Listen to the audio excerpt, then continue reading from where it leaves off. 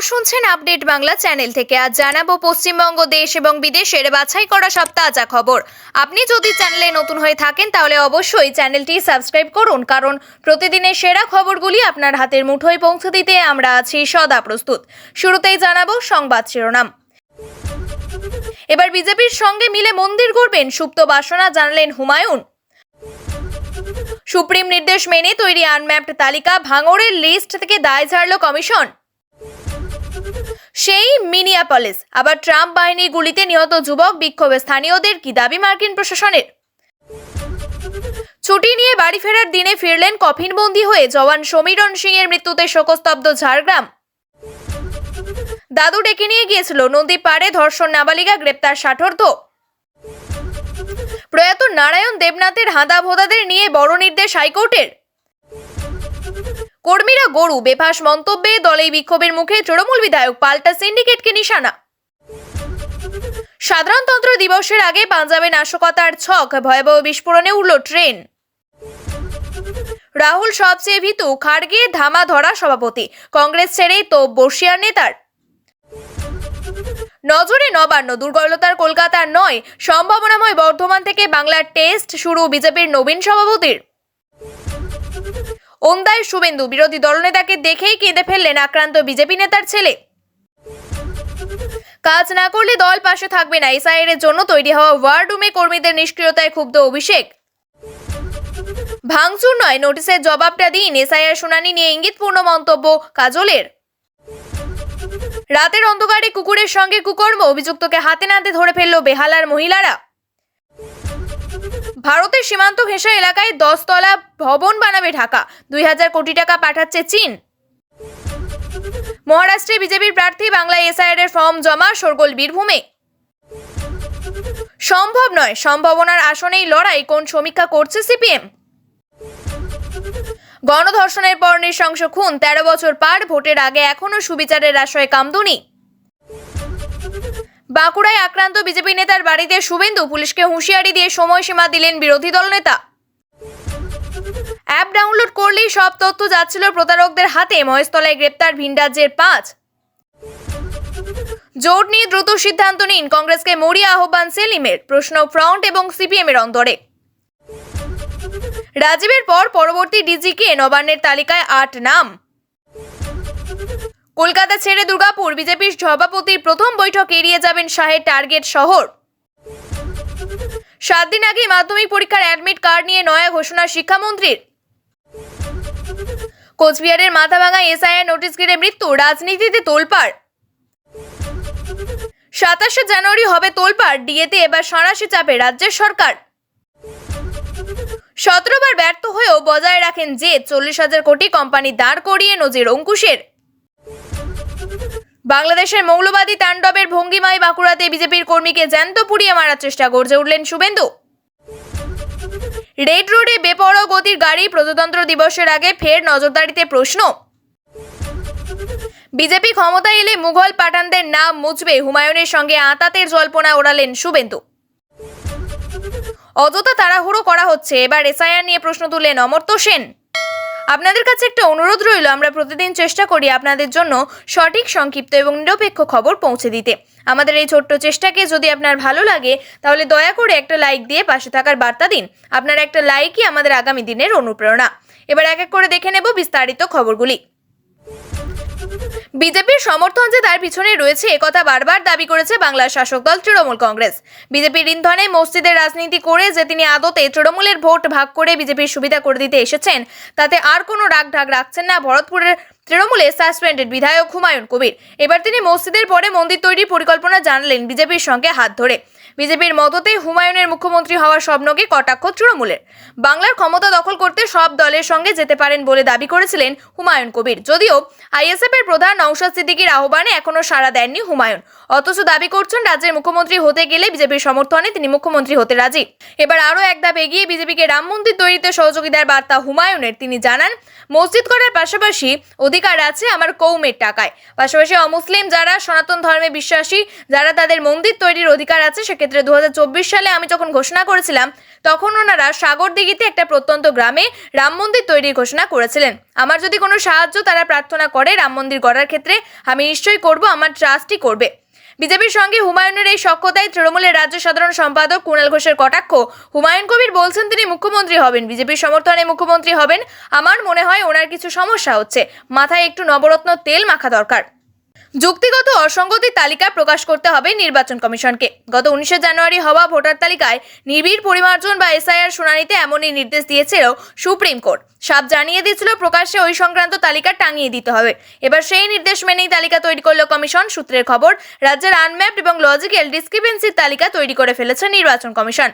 পরিমার্জনের কাজে নিযুক্ত ইয়ারোদের কাছে সেই তালিকা পাঠিয়ে দিয়েছে জাতীয় নির্বাচন কমিশন। অবশ্য আগামীকাল অর্থাৎ রবিবার হাওয়ায় বেশ কিছু জেলায় এই তালিকা টাঙানো নাও হতে পারে, কিন্তু সোমবার থেকে এই নিয়ে আর কোনো বিবাদের জায়গা রাখতে নারাজ কমিশন।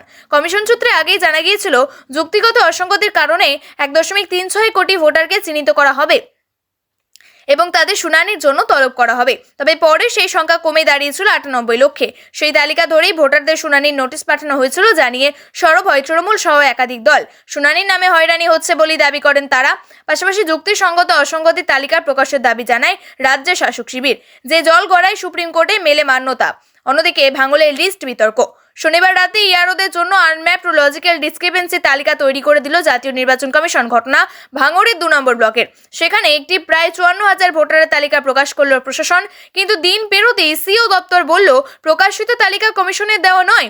এই মর্মে জেলার নির্বাচনী আধিকারিকদের কাছে রিপোর্ট তলব করল মুখ্য নির্বাচনী আধিকারিকের দপ্তর। তাহলে কিভাবে এই তালিকা পেল প্রশাসন, সেই নিয়ে এখন তৈরি হচ্ছে প্রশ্ন। উত্তর চায় কমিশনও।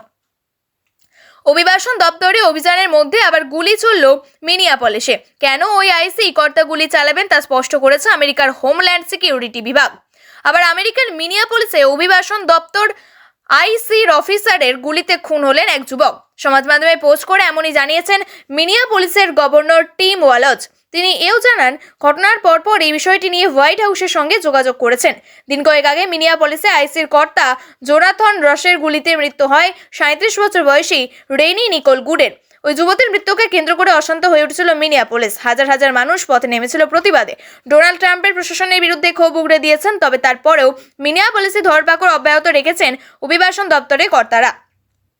অভিবাসন দপ্তরের অভিযানের মধ্যে আবার গুলি চলল মিনিয়াপলিসে। কেন ওই আইসি কর্তা গুলি চালালেন তা স্পষ্ট করেছে আমেরিকার হোমল্যান্ড সিকিউরিটি বিভাগ। তাদের মুখপাত্র ট্রিসিয়া ম্যাকলাফলিনকে উদ্ধৃত করে সংবাদ সংস্থা এপি জানিয়েছে নিহত যুবকের থেকে 2টি ম্যাগাজিন সহ একটি আগ্নেয়াস্ত্র উদ্ধার করা হয়েছে। শুধু তাই নয়, তার কাছে হ্যান্ডগানের একটি ছবিও ছিল। অভিযোগ, সেই ছবি নাকি ওই যুবক বিতরণ করেছিলেন। পরিস্থিতি ক্রমশ জটিল হয়ে পড়েছিল, সেই কারণেই বাধ্য হয়ে গুলি চালাতে হয়।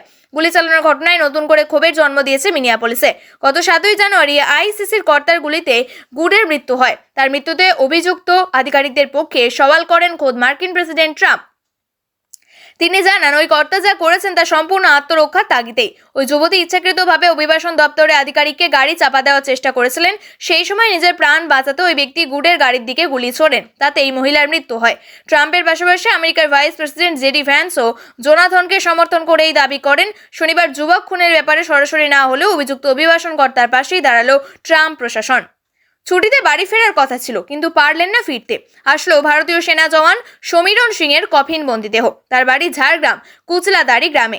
জম্মু কাশ্মীরে নিহত ভারতীয় সেনা জওয়ান ঝাড়গ্রামের সমীরণ সিং 24 তারিখ ফেরার কথা ছিল বাড়িতে। তিনি আসলে বাড়িতে শুরু হবে ঢালাইয়ের কাজ, কিন্তু তার সেই স্বপ্ন অপূর্ণ থেকে গেল। বৃহস্পতিবার জম্মু কাশ্মীরের ডোডা জেলায় দুর্ঘটনা ঘটে।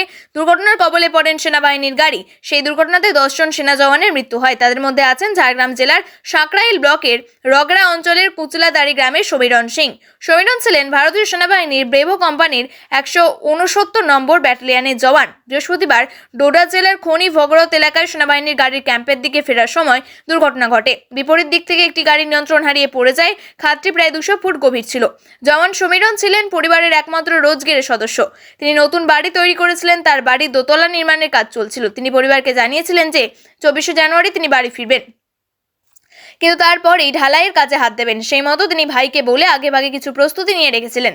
সাকরাইল ব্লক প্রশাসন থেকে জানা গিয়েছে শুক্রবার এই ভারতীয় জওয়ানের দেহ বাড়িতে আসার কথা ছিল, কিন্তু আবহাওয়া খারাপ ছিল তাই বিমানে পাঠানো সম্ভব হয়নি এই ভারতীয় সেনা জওয়ানের মৃতদেহ। তার ভাই দিবেন্দু সিং সমীরনের কথা উল্লেখ করে বলেন যে ছোটবেলা থেকে সে দেশের জন্য কিছু করবে এটাই চাইতো। সেনাবাহিনীতে যোগদানের কথাও বলতো, সেইভাবেই নিজেকে প্রস্তুত করেছিলেন তিনি। 24 তারিখ তিনি ফিরে এলেন, এটা ঠিক, কিন্তু সশরীরে আর ফিরতে পারলেন না। সব আশা থেকে গেল অপূর্ণ।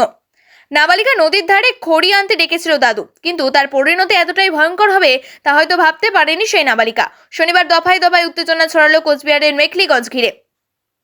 সেখানে জামালদহে নদীর পাড়ে একটি ধর্ষণের শিকার হন এক নাবালিকা, এমনটাই অভিযোগ, যা ঘিরে তপ্ত হলো এলাকা। চলল প্রতিবাদ, অবরোধ, হলো লাঠিচার্জ। ঘটনা বৃহস্পতিবারের মেখলিগঞ্জের জামালদহে নদীর পাড়ে খড়ি আনতে গিয়েছিল এক নাবালিকা। অভিযোগ, সেই সময় এক ষাটোর্ধ্ব বৃদ্ধ ওই নাবালিকাকে ধারালো অস্ত্র দেখিয়ে ভয় দেখায়, খুনের হুমকি দেয় এবং প্রাণের ভয় দেখিয়ে ধর্ষণ করে। এই সময় স্থানীয় এক মহিলা গোটা ব্যাপারটি লক্ষ্য করেন। ওই বর্বর নির্যাতন থেকে তাকে উদ্ধার করতে বাড়িতে আসে দাবি স্থানীয়দের। এদিন নাবালিকা জানিয়েছেন, আমি জামা কাপড় শুকাতে দিচ্ছিলাম, তখন দাদু আমাকে নদীর পাড়ের দিকে ডাকে, বলে খড়ি রয়েছে। এরপরই প্রথমে হুমকি, তারপর ধর্ষণ, কিন্তু একটার পর একটা দিন কেটে গেলেও নাবালিকার পরিবার থানায় দ্বারস্থ হয়নি। স্থানীয় সূত্রে জানা গিয়েছে, অভিযুক্তের হুমকির ভয়ে সে সাহস দেখায়নি তারা। এবার শনিবার এই আবহে সবটা জানাজানি হয়ে যায়। এদিন সন্ধ্যায় স্থানীয়রা নির্যাতিতা এবং তার পরিবারকে জামালদহ ফাঁড়িতে নিয়ে যায়। দায়ের হয় লিখিত অভিযোগ। এরপরে ষাটোর্ধ্ব অভিযুক্তকে গ্রেপ্তার করে মেখলিগঞ্জ থানায় নিয়ে যায় পুলিশ। ইতিমধ্যেই এই নাবালিকা ধর্ষণের ঘটনায় এদিন রাতে জামালদহে টায়ার জ্বালিয়ে রাজ্য সড়ক অবরোধ করেন প্রতিবাদীরা, যার জেরে দীর্ঘক্ষণ স্তব্ধ হয়ে যায় এলাকা। অবরোধকারীদের তুলতে কথা বলার সময় ছড়ায় উত্তেজনা, পাথর ছড়ে বিক্ষুব্ধ জনতা, যার জেরে আহত হন ওসি মোহাম্মদ সাওবাদ। পরিস্থিতি হাতের বাইরে চলে গেলে শুরু হয় লাঠিচার্জ, ছত্রভঙ্গ হয় প্রতিবাদ। বেশ কয়েকজন প্রতিবাদীকেও আটক করে পুলিশ। এখনো থমথমে এলাকা, চলছে পুলিশের টহলদারি।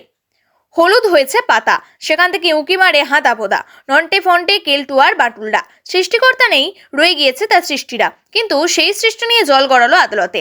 বাংলা চিত্রকাহিনী বা কমিক্সের প্রাণপুরুষ প্রয়াত নারায়ণ দেবনাথের কাজ নিয়ে হাইকোর্টে চলল শুনানি। মামলা দায়ের করেছিল তার পরিবার, কিন্তু কেন? আইনের খবর পরিবেশনকারী সংবাদ মাধ্যম লাইভ লর প্রতিবেদন অনুযায়ী কলকাতার একটি নামী প্রকাশনী সংস্থার সঙ্গে তৈরি হয় কপিরাইট জনিত বিবাদ। নারায়ণ দেবনাথের প্রয়াণের পর তার উত্তরাধিকারী হিসেবে স্ত্রী এবং পুত্র নিম্ন আদালতে একটি বাণিজ্যিক মামলা দায়ের করেন। তাদের অভিযোগ, 2012 সালে একটি চুক্তির মাধ্যমে সংশ্লিষ্ট সংস্থাকে নারায়ণ দেবনাথের সৃষ্টি কমিক্সগুলির প্রকাশনা এবং বিক্রির অনুমতি দেওয়া হয়েছিল, কিন্তু সেই চুক্তির মেয়াদ ছিল 2 বছর, যা ফুরিয়ে যাওয়ার পরে সংশ্লিষ্ট প্রকাশনা সংস্থা নারায়ণ দেবনাথের সৃষ্টিগুলিকে নিজেদের বাণিজ্যিক স্বার্থে ব্যবহার করেছিল, যা কপিরাইট আইনের লঙ্ঘন। এই অভিযোগের ভিত্তিতে অভিযুক্ত প্রকাশনা সংস্থার উপরে নিষেধাজ্ঞা চাপায় নিম্ন আদালত। সাফ জানিয়ে দেয়, আগামী 9 ফেব্রুয়ারি পর্যন্ত প্রয়াত নারায়ণ দেবনাথের কোনো সাহিত্য বা শিল্পকর্ম ছাপানো, প্রকাশ করা বা বিক্রি করা যাবে না। বইমেলার ঠিক আগে এই নির্দেশ পেয়ে মাথায় হাত পড়ে প্রকাশনা সংস্থা কর্তৃপক্ষদের। হাইকোর্টে দ্বারস্থ হয় তারা। পাল্টা কলকাতা হাইকোর্টে নিয়ে সেই নিম্ন আদালতের নির্দেশকেই বহাল রাখে। সম্প্রতি কলকাতা হাইকোর্টে বিচারপতি সব্যসাচী ভট্টাচার্য এবং বিচারপতি সুপ্রতিম ভট্টাচার্যের বেঞ্চে চলছিল এই মামলার শুনানি। লাইভ লর প্রতিবেদন অনুযায়ী সংশ্লিষ্ট প্রকাশনা সংস্থা এজলাসে মোট 3টি যুক্তিকে আধার করে। প্রথমে সময় জ্ঞান। তাদের দাবি, আন্তর্জাতিক বইমেলা শুরুর আগেই নিষেধাজ্ঞা তাদেরকে এক ভয়াবহ ব্যবসায়িক ক্ষতির দিকে ঠেলে দেবে। দ্বিতীয়ত, পরিবার এই মেয়াদ উত্তীর্ণ হওয়ার কথা জেনেও কোনো প্রতিবাদ করেনি, কিন্তু বইমেলার ঠিক আগে কার্যত উদ্দেশ্য প্রণোদিত। তৃতীয়ত, উইলের চূড়ান্ত প্রবেট পাওয়ার আগেই এই মামলা তারা করতে পারবেন কিনা তা নিয়েও প্রশ্ন তোলেন সংশ্লিষ্ট সংস্থার সওয়ালকারী। পাল্টা ডিভিশন বেঞ্চের পর্যবেক্ষণ, বিচারকের নির্দেশের পরে এই মামলায় বিকল্প কোনো নির্দেশ দেওয়ার জায়গা খুঁজে পাওয়া যাচ্ছে না।